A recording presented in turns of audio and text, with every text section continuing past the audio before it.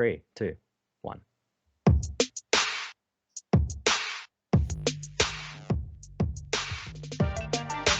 Hello and welcome to episode 173 of the Naked Tech Podcast. It's the show that gives you everything you need to know about consumer tech, the internet, and all about player number 67. I'm your friend Jeff. My name is Calvin Lee, and I am Vengeance.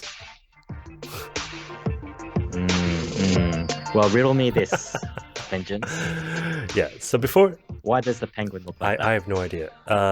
For those of you who don't know, while in between this episode and the last episode, my YouTube feed has been nothing but DC fandom videos about what's coming up in the DC universe. And I have very, very little confidence in what they're about to produce in whatever phase they're in. Well, I think that's the one film that people are excited about, though. Yeah, the rest are rubbish, right? Like Aquaman 2. I don't know about Black Adam. There's not much footage there. No. And why are they doing trailers on trailers? Most of the trailers I see on YouTube are like behind the scenes on 40 seconds of this little footage we just made.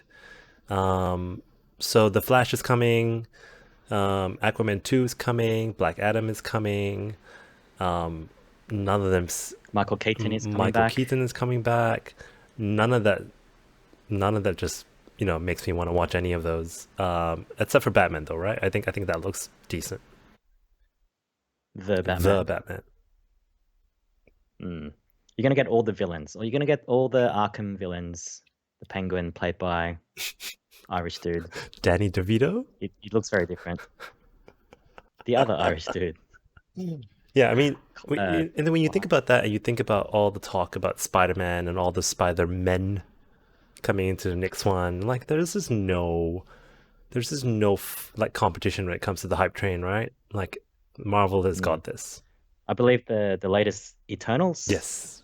Not even a trailer, like a little thing mentioned Superman. So. Oh yes, I saw that. Yeah. So it's like a multiverse within, crossing over to other multiverses. Maybe. Well, that's on November 5th. We might do an episode about that.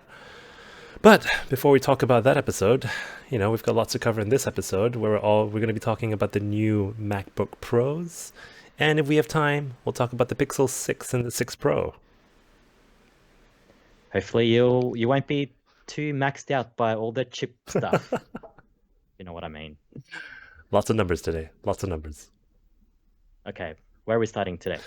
MacBook Pro, I think. Did you do me a favor and watch the thing at 4 a.m. or whatever it was? This was possibly the only time that I actually haven't watched the replay either. Jeffrey, what's wrong, Jeffrey? What happened? I don't know. Wasn't feeling it? No.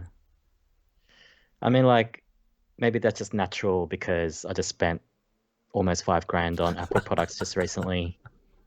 Am I going to spend another $5,000 on a laptop?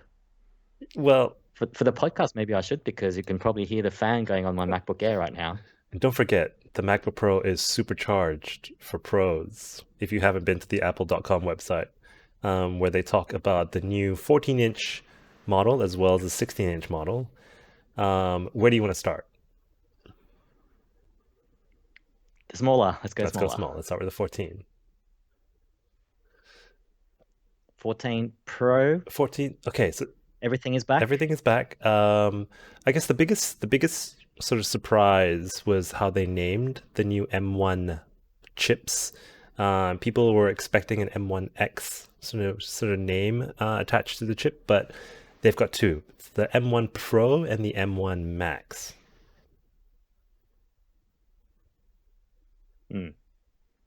I'm still confused, Kelvin. So I'm hoping you could do a quick rundown. I do have a clip. Yes. So maybe just let's kick it off with a clip. And I've titled this as, it's pretty much the summary of the keynote. It's not even a keynote anymore. It's a marketing ad. Summary of the marketing ad that they had at 4 o'clock in the morning one morning. Here it is. Users value the full height function row on the standalone Magic Keyboard, and we've brought it to the MacBook Pro. The physical keys replace the touch bar. The keyboard is set in a double anodized black well that elegantly highlights the backlit glyphs on the keys. So no more touch bar. Yeah, To me, that's just it. That's the that's a lot of one-liner. yeah, that's a lot of you can words take for away. we got rid of the touch bar. Should we talk about the touch bar? Should we just give it a little bit of a rest in peace moment and let it just fade away? So behind me, if you're watching us on YouTube or Twitch, is the MacBook Pro 2019. It's got the touch bar over here. I don't use it at all. In fact, it annoys me when I reach the F2 key to sort of, put all the windows away in Mac OS, and it's not there. I've tried looking at all the different apps that are available to make it more useful. And Jeff, you work with designers more often than I do. Do you see them use that in the apps that were designed for it, like in Photoshop or in Illustrator or any other sort of those creative tools? Well, I mean, work with them, but I guess I don't physically see them use it just because we're not in the same space. I can tell you about how I use it because I do have a MacBook, the previous M1 MacBook Pro for work purposes. The only time I use a touch bar is for emojis. Very handy on Teams. That's a really good point. Yeah. Yes, it is. Yeah. Okay, so the other thing I use is the Touch ID. Have they taken that away? It's there. Okay. Yeah. So the function keys are back, and Touch ID is there. And I think everyone could have seen this coming. I don't think Apple wanted to really die on this hill that is the touch bar. When they first introduced the touch bar, everyone was, up in arms that the escape key wasn't there. Because if it failed, you couldn't escape anything. So then they brought that back, and now they've gotten rid of it altogether. So no one's going to miss it. Just with the function keys, do we actually use them? I mean, apart from the brightness shortcuts, maybe volume, I don't actually use the function part of the function keys. I think I use F2 the most to sort of get back to my desktop, and F12 to bring up developer tools in a browser. That's about it. Is that in the OS or is that part of? I think it's part. I think it's. I think F2 is in the OS. F12 is in the browser, right? So either way, I think people would have mapped, or different applications would have mapped different functions to these function keys. So to take it away, like, God knows what does in Excel, right? I'm sure power users there are glad it's back. Yeah. I think, do you feel like if Steve Jobs and, we have actually gone past the 10-year, I guess, anniversary of his death just recently. Do you think if he was still around, the touch bar would have come to life? I mean, he famously introduced the iPhone saying, hey, there's all this space at the bottom half of your phone where there's like a physical thing, and we just replaced it with a display. So it changes to, or adapts to what you need that space to be. Yeah. Which is kind of what the touch bar is. I think they would have kept the touch bar if Steve was around. I think what would be turning him in his grave right now is that they've gone backwards to reintroducing HDMI and the SD card.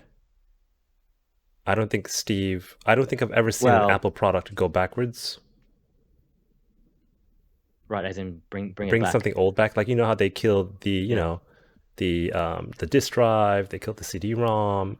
Like, can you imagine if they had brought back, like, the iMac in 2000, whatever it was, and here is the CD drive back, you know what I mean? Just because people wanted it. Like, yeah. And it's HDMI. Like, and not even 2.1. I actually think it's an admission that they were too early in getting rid of these things. So, like, were we ready for the optical drives to go at the time? Or by them taking away, did that drive the industry to remove them? Yeah. That's interesting. I think even if we weren't ready for HDMI to go and SD cards to go, for example, there's a new SD card format that's coming, which I think is quite embarrassing for Apple. But also, they're not even giving us the best HDMI standard, regardless of whether people will be using it for 8K 120 hertz or whatever the specs are for HDMI 2.1 instead of what they've given everybody, which is the HDMI 2.0. I've never seen Apple take a step back, right? I'd rather they come up with a new port or something. What about the charging? Oh, MagSafe. MagSafe. I think MagSafe made more sense. I'm surprised it's the same, as in the way it looks and the way it functions, and it's not some sort of magnet circular thing that you attach to the back of the screen or something crazy like that. So no, I think that's good, and you can still charge by USB-C anyway. So I think that's always helpful. But no, I'm glad that's back. But also, old standard, same thing. They're bringing it back again. It's not exactly new. I'm quite surprised by that too. Now, we did post, well, it was me, post something on Twitter the other day when we were supposed to record. And there was a question that I asked. I'm just trying to bring it up. Very slow. This MacBook Air. Wish I had a MacBook Pro with an M1 Pro chip.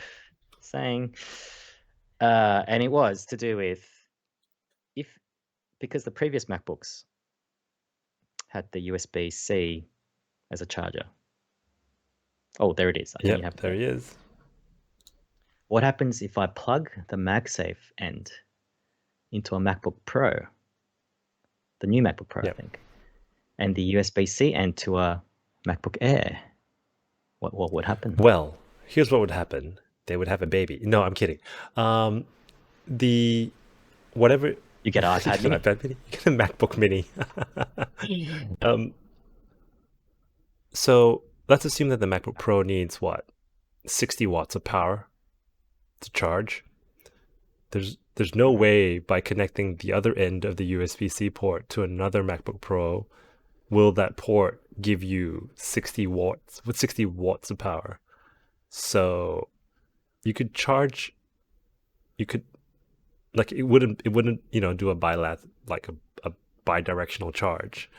I'm not sure what people are hoping for. I mean, maybe I should have researched this and maybe try to figure out what actually happens. I don't know. Well, they're not out yet, so we don't. Maybe we can't. I don't think anything will happen. But, I think it's just for charging. It's a MagSafe port. Like, what do you want? I think it's the same as if you go back in time and see yourself, the universe kind of implodes in itself, right? There'll be some sort of singularity event. Anyway, so that it kind of highlights the almost ridiculousness of the situation of Apple killing something, now bringing it back, possibly, I think, first time ever. And it's not just one thing. They brought everything back, and I think the point of that first clip, going back to that, was just to highlight that everything is back, baby. They've said, sorry, bad. We made it bad. Yeah. And I think the other thing they wanted to really push was the speed of the new chips as well. I'm just bringing up a graph that, on apple.com that says that, with the M1 Max on the 14-inch model, it's 3.7 times faster in terms of project builds, and the usual numbers that you see in Apple marketing presentations that make very little sense. But they do want to leave you one message, and I've got a clip, and it's not going to be difficult to guess what they want you to go home with. One thing that we do know, well, apparently they're fast.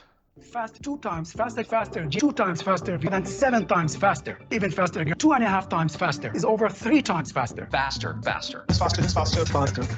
Super fast. Faster now. Faster than ever. Faster. Fast charge. So that's every single time they said fast during the keynote. Like it. In case you didn't know. They should have said 5G as well. Yeah, 5G, which was the previous one. Now that you're bringing me back to that. That's undoubtedly, if you're looking for speed and if you work, in the Mac ecosystem, particularly around their tools, you would upgrade. Like, this is faster than any Mac Pro, let alone MacBook Pro. Mm-hmm. Now, we did talk about the Pro and the Max naming. And I think on the surface, it's hard to tell which one's actually more Pro or more Max than the other. Like it's not Pro Max. You know what I mean? Totally. Well, they are following the same sort of naming convention as the phones, right?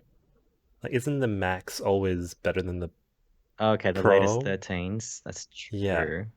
But the Max is more. It's not faster. It's just bigger. Yeah.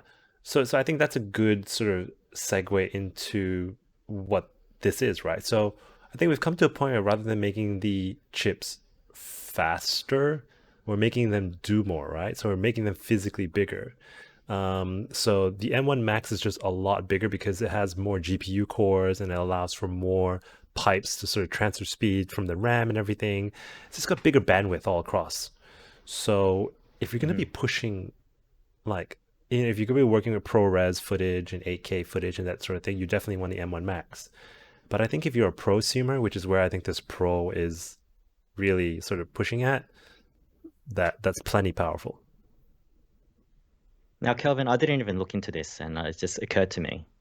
So both 14 and 16 inches will have a Pro version and a Max version. Yeah, that's right. So let me Correct, bring okay. that up. We might as well start talking prices now, right? And look into what you can get here in Australia. So you got two 14-inch models.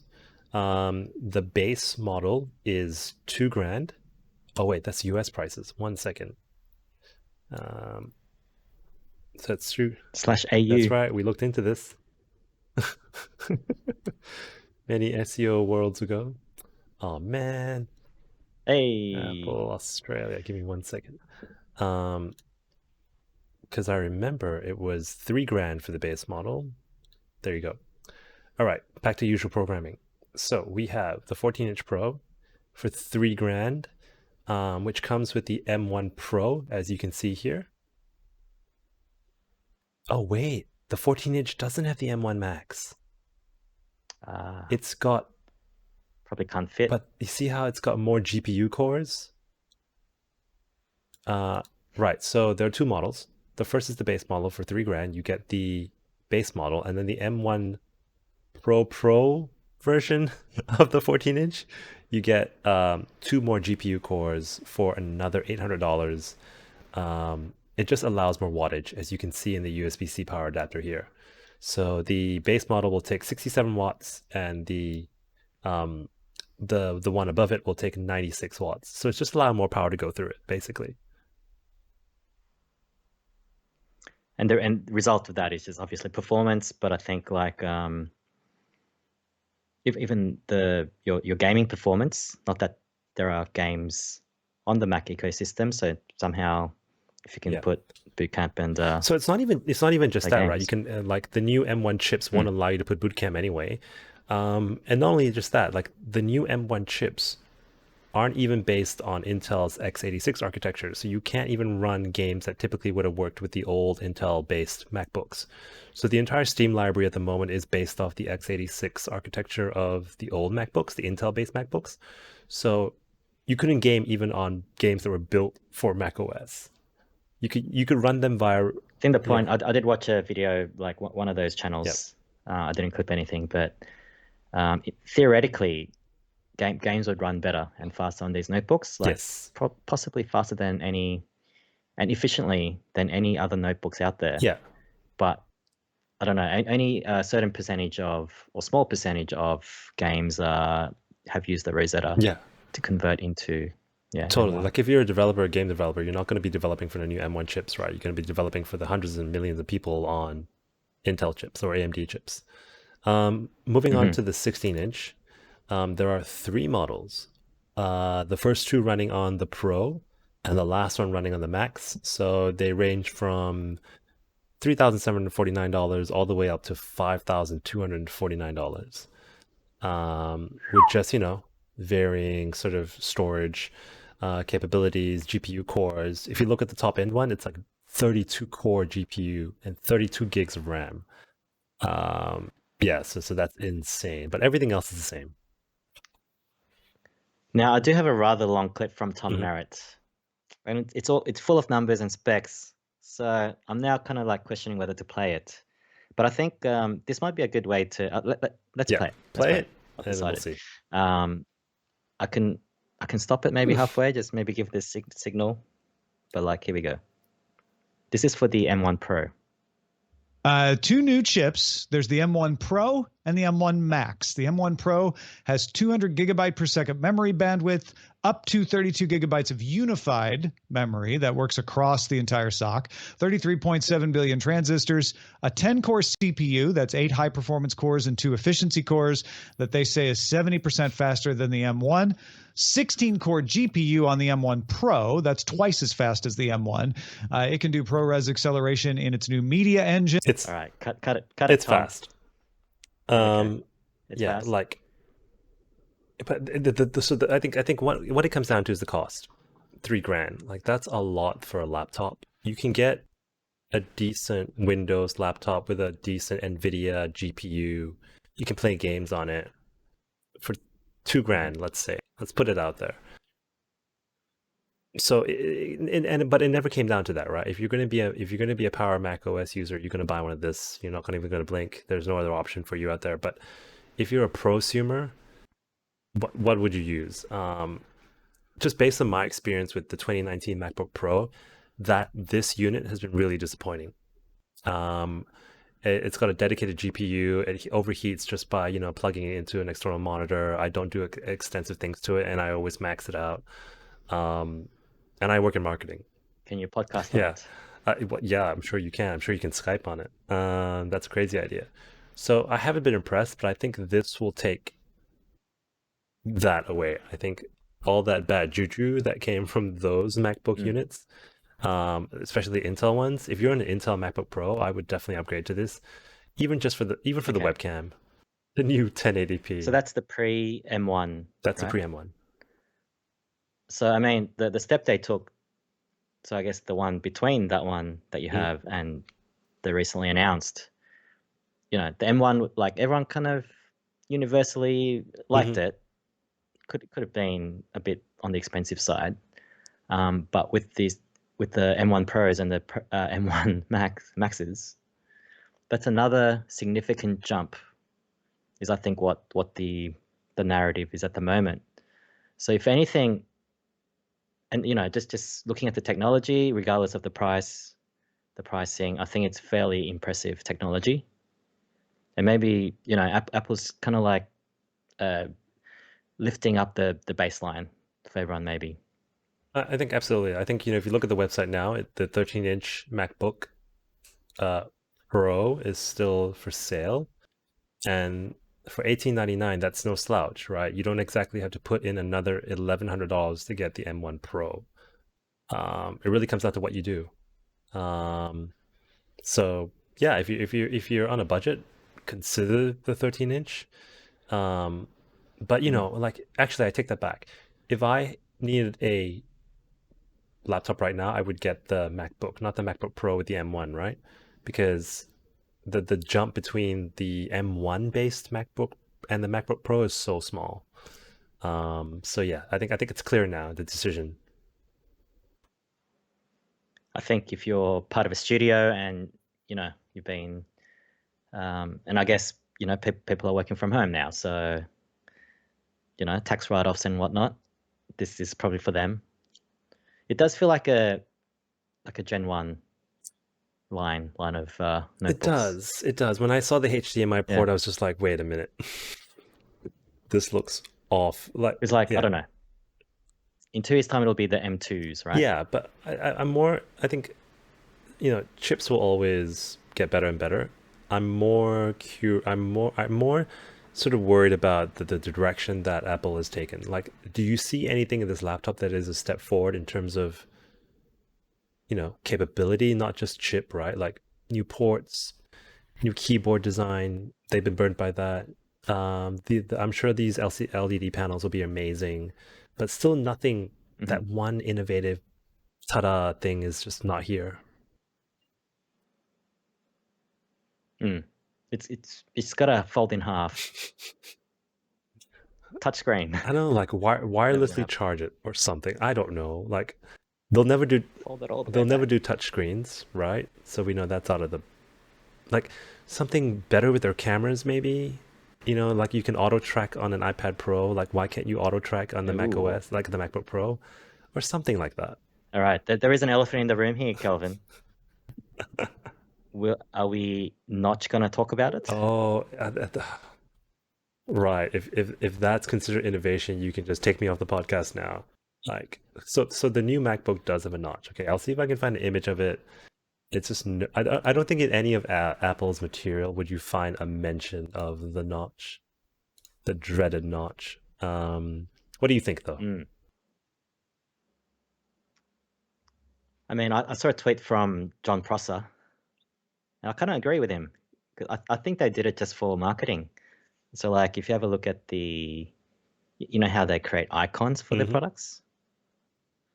Like, you can now, like, an icon for a laptop. Is it a Mac product, or is it a, Samsung, whatever?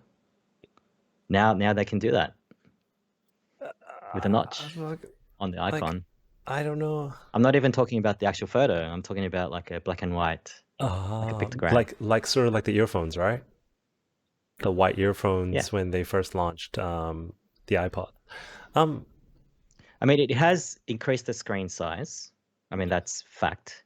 But so it would have been like a big notch on top.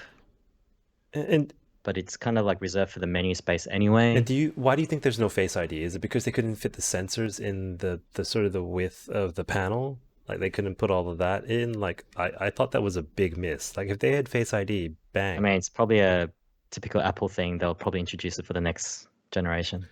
They're probably holding it back so they can add it. See, I felt like that would have been amazing. Like Face ID, bang. Take the fingerprint sensor out the window, do Face ID like you did on the phones. Then it's so universal, right? Like I can use the computer to log into my phone, I can use the phone to log into my computer, and so on and so forth. See, that's coming from a user that's not using the watch, so I don't even need the Touch ID. It unlocks with the watch. That's true. No, that's true. I think it will probably force people to buy the watch. Yeah, why have a Face ID? Why put in a $30 piece of camera in the laptop when you can tell people to buy $500 watch? Yeah.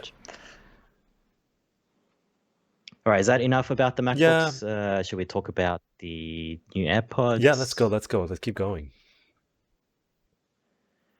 So there were a couple of other announcements. I did start with new colorful HomePod Minis. Move on. Next. I do have a HomePod Mini, actually. You do? And it's pretty good. But all you can do is just play Apple Music. I kind of use it for a stopwatch. Oh, it's a very expensive stopwatch. You also wear a watch. I just don't know how to break that to you. I do. Okay, I do listen to music on it, and also probably podcasts when I'm at home. Yeah. So it's like a speaker integrated with AirPlay. All right. But AirPods Generation 3, shorter stem. Yep. AirPods Pro Mini. It's the AirPods Pro without the silicon tip. Yep, but surprisingly for me, it still has the surround sound. What do they call it? Spatial sound. Spatial audio. Yeah, here. Which is actually a pretty good feature. Yeah, I think so. Doesn't have noise cancellation there. Whoa, the website is so trippy, man. Like you can tell they obviously put a lot of effort into the AirPods is the volume mover, right? So you get longer battery life. I believe it takes there's a higher rating of waterproofness. And you can control with touch. It's got 6 hours of listening time and one charge. It's a no-brainer. I think if you have an Apple iPhone, this is the sort of wireless headset to get.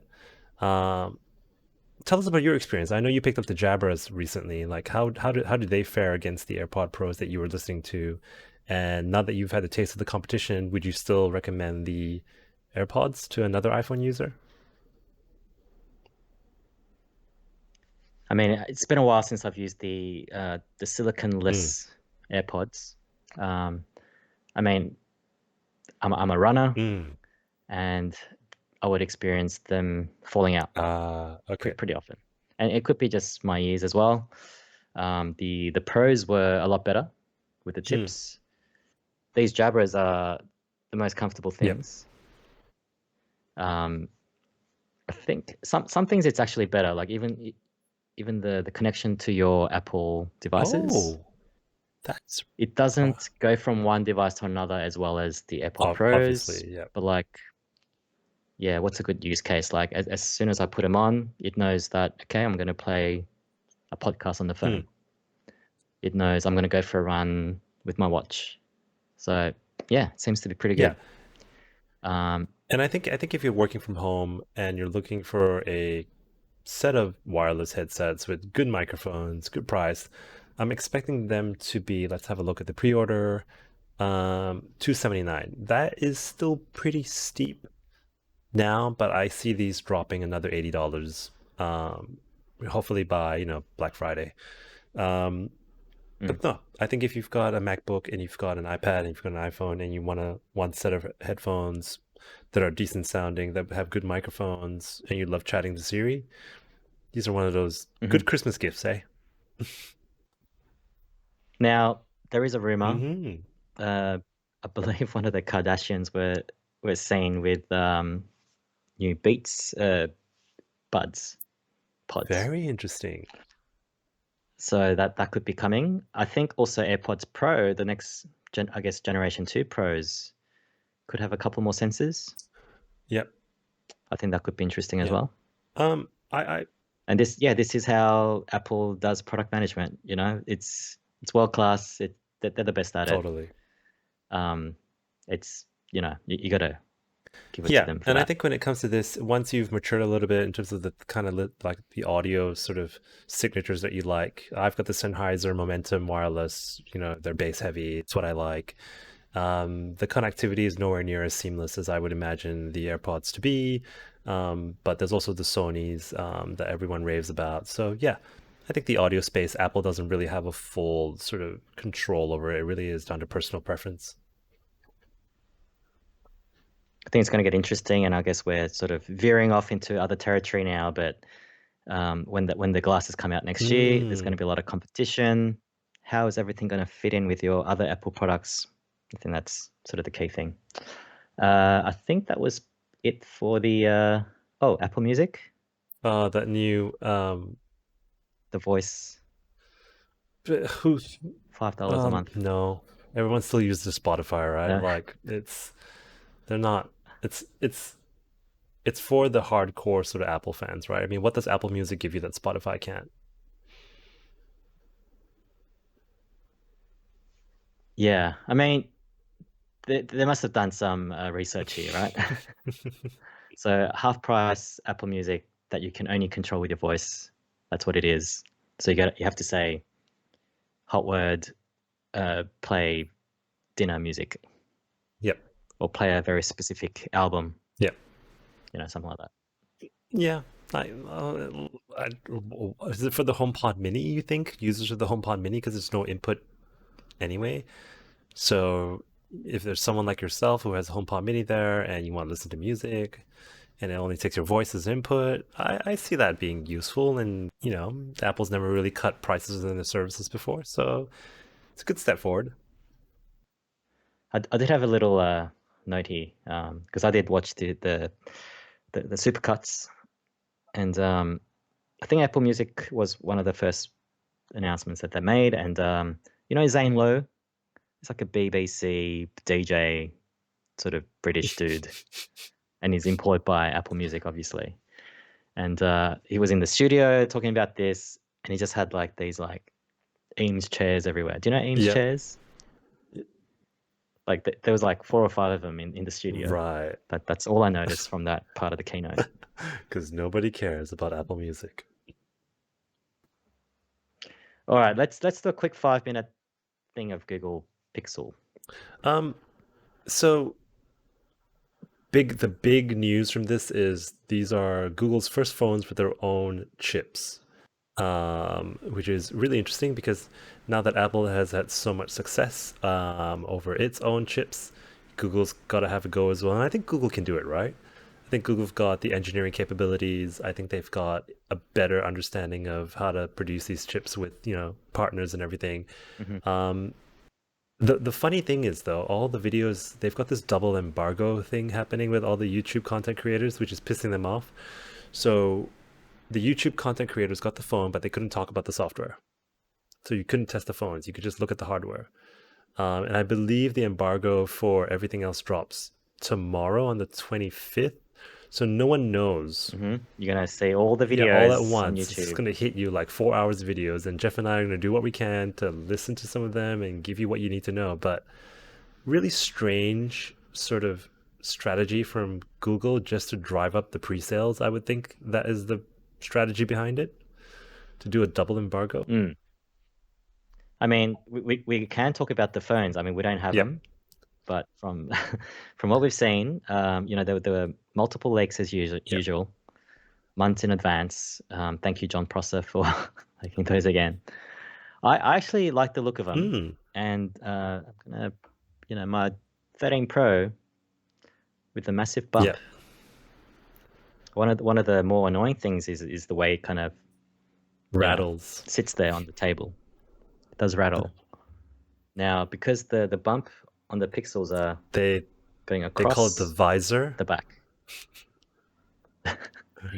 the LaForge. Right here, got it. From Star Trek. So that's. I think it's going to sit nicely, and I think and at a slight angle as well, right? Yeah. So it brings back memories of your Nexus 6P. I thought. It kind of has that vibe and feel about it. The pricing is super competitive.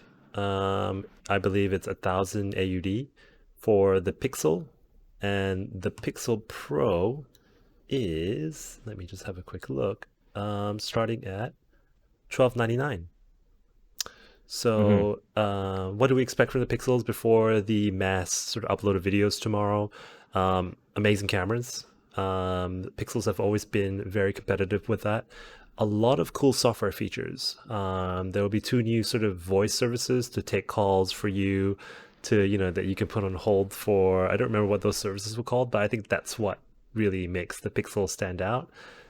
Not so much the hardware, but also the software. And now that it has a Tensor chip to do all the neural networking, the image processing, it's going to be a very competitive phone. Yeah, so they're taking control of the hardware and software. Kind of like another company that we know about. Starts with an A. So there's that. Now, I did notice a bunch of TV spots, even like just normal TV. So they're going all in on the marketing. I'm going to play a little bit, and I couldn't find the Australian version of this. And, this week I've been watching a lot of NBA and on ESPN. They've been playing like lots of ads with the Pixel 6. But this is a little bit of the ad that's going to highlight the hero for this phone. At its heart, the revolutionary Google Tensor, Google's first chip, and a processor capable of powering a new kind of smartphone. With an adaptive battery, intuitive enough to know where you need power and send it there. I think, Apple's been doing that as well, or they claim to. It'll be interesting to see how Google does with that. Yeah. There was another really interesting podcast, the Vergecast, did an interview with Sundar Pichai and a guy called Rick Osterloh. Do you know this guy? Never heard of him. He's been around. He's the SVP of Devices and Services.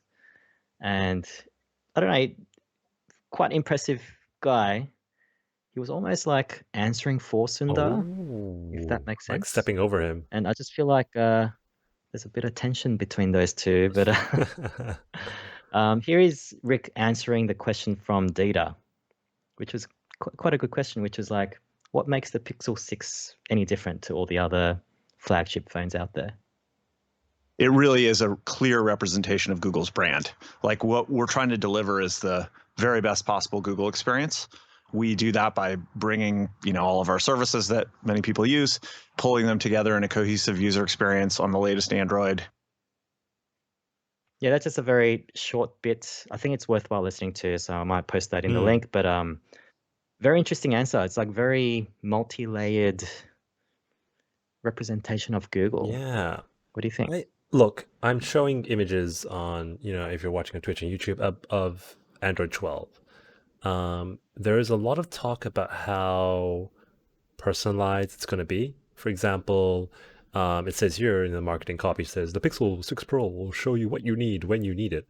So depending on the time of the day and where you're going, it will show you different pieces of information. And that is where Google really is the king, right? It's got your Gmail, it's got your Google Maps, it's got your calendar, so it can do these things. And I feel like that is the Google experience, right? That personalization. They haven't really taken that, by the neck and really, run with it. So I think this will change a lot of things as well. The other thing that they're selling a lot of on the website is how secure it is using the new Titan chip.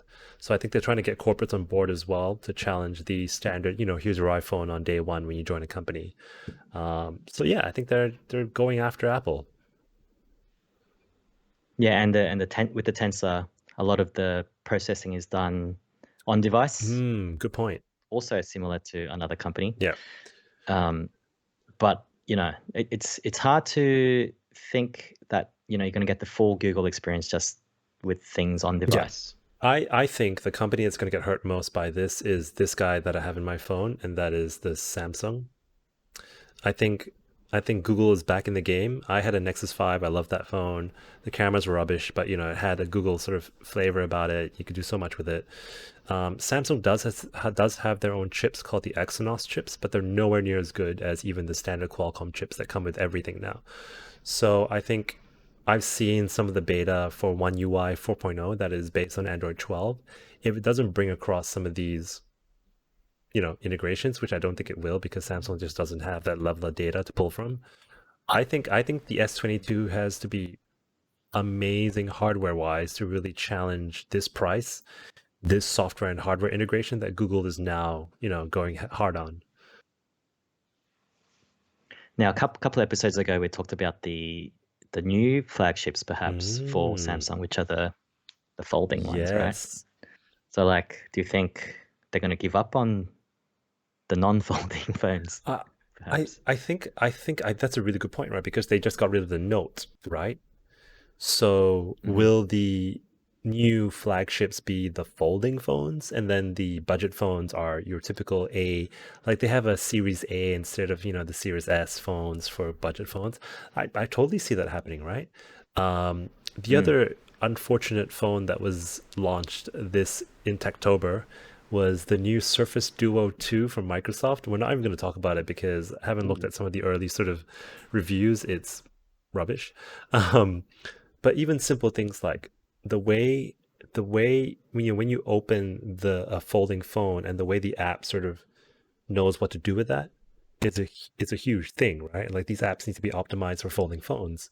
So I that's a really good point. If Samsung can work with enough app developers to do a beautiful transition, a beautiful experience on a big device that can fold, that's going to be their edge. I was earlier today at JB, and thank you, Dominic, for letting us go to JB, roam around the streets and check out phones. Pieces of hardware in real life, not on a 2D screen in front of you. So I checked out the Flip and the Fold. Pretty impressive, I got to say. Pretty impressive. Yeah, and you know what? And I was helping a friend of the show, Sammy. She's in the market for something. I believe she's ordering the new iPad Pro as well. Oh, nice. I may have had something to do with that, but we did have a look at the Fold especially, and the way it sort of opens up into a sort of iPad Mini size with the pen as S Pen. I was impressed. She was impressed. I just feel like if the screen was slightly bigger, it might actually be a competitor to iPads. Yeah, I never thought about it, because I think these folding phones are going to get cheaper and cheaper, right? So even if you get the Flip for your everyday consumer, it's still going to feel special, right? With that tall screen that you can fold. And the Fold could be for the prosumer. So yeah, I think the market is going to diversify into these little pockets of what do you really need.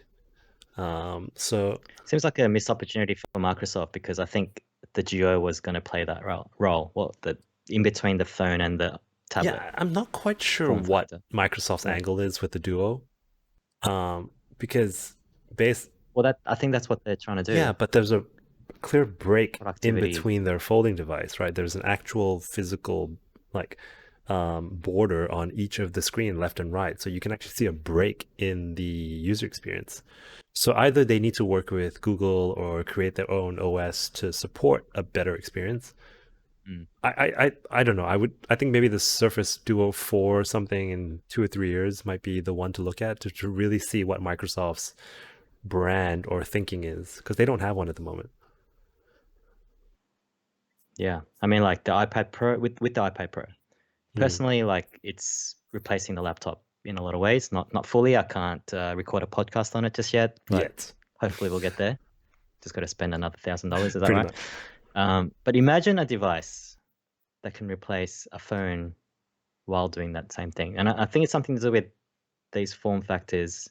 Is it like two folds? So it's Just like, the smallest version is it's like a Japanese fan where you phone. just plop, plop, plop, plop, plop, plop, you plop. unfold it twice, A5 into A4. Yeah. I think there's something Yeah, there. I think it, what will it look like in the next 4 or 5 years, right? The other really interesting thing about Samsung is they have DeX, where if you hook up your phone to a screen, you can run a full desktop operating system.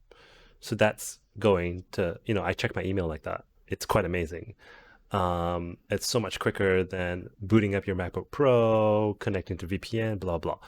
So you're going to have to get creative as a phone manufacturer now, right? It's not about just like a piece of metal with a glass sort of front on it. And then there's also glasses coming, like, Facebook's got the Quest things. Like, is that going to be it? I've seen the new Vive as well, that portable sort of VR headset that looks amazing as well. So no, I think, which is why I'm worried about Apple, going back to just HDMI and just SD cards. Like, there isn't really anything taking the market forward. But 4 or 5 years, let's see. I think the disappointing thing for me, and maybe we should wrap up here, but like we've been talking about this for how long now? It's always felt like, oh, it's just around the corner, this new form factor that's going to change everything. And it's just like, we've been talking about it for 3 years. That's, come on, giant tech companies. Make it a bit more interesting. Wasn't, what's his name? Lucky Charmer guy meant to do something? Palmer? Yeah, the Palm guy. Yeah. Anyway, on that note, we hope you are listening to this podcast on a phone of your choice. Let us know what that is by getting in touch with us on any of the social networks. You can also check out the other 172 episodes on our website. That's at nakedattackpodcast.com. And that's Kelv out. And that's Jeff out.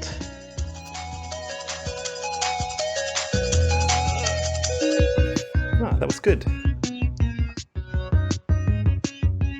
Are we going to do Oculus next week? We'll see. Well, we should have done this episode. Guess the new Facebook name. Well, okay, let's do it now. I've got a couple of thoughts. I'm going to call it Feta, like, Facebook Meta, like the cheese. The Fediverse. It's just cheese. We're all about the cheese. That's right. The Fediverse. I was thinking Meta. Do you think they can get Meta? I was thinking just F. F. Like, F to you. Pretty much. Because it's got to be, like, if you think about Alphabet and Google, right, which is what I think Facebook's going to be, right? They're going to have a parent company and a bunch of crazy sub-companies that can do their own thing. Like, what represents, even A, call it the Zuck or Z or Mark in the Marky Marks. I mean, there's the the fun ones, but I think it's going to be like, Google went with Alphabet. Is it Beta, Meta? You're right. Just call it the multiverse. Horizon? Ooh, I like that. They're just they've already got Horizon, which is the actual metaverse that they've built. You think it won't be Oculus related in any way? Like, you think about, they should call it. You think about what's their convention called? The F8,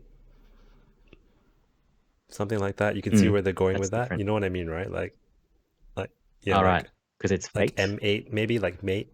Like, you know what I mean? Like they'll do something like that. Nater. Like FM. Yeah, something like that. I don't know. I think they're going to want to get rid of the word face Yes. and book. Yes. Agreed. Metaface. No. All right. I know. I've seen so many bad ones like faceplant. Is there a betting market There on has this, to be or- someone somewhere on some So website. let's Google that. Betting market. All right, gonna end the Twitch stream. Bye, team.